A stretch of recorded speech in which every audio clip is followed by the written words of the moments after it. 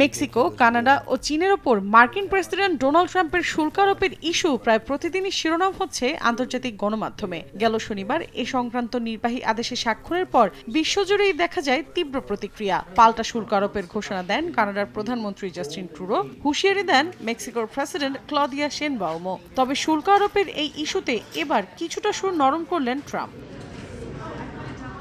স্থানীয় সময় সোমবার ডোনাল্ড ট্রাম্পের সঙ্গে 25% শুল্ক আরোপের ইস্যুতে আলাপ করেন ক্লদিয়া শেনবাউম। এ সময় মেক্সিকোর প্রেসিডেন্ট বলেন, সীমান্ত নিয়ে ট্রাম্পের সঙ্গে একটি চুক্তি হওয়ার পর শুল্ক আরোপের সিদ্ধান্ত 1 মাস পেছানো হয়েছে। চুক্তির আওতায় মেক্সিকো 10,000 সেনা সদস্য মোতায়েন করে সীমান্ত নিরাপত্তা জোরদার করবে।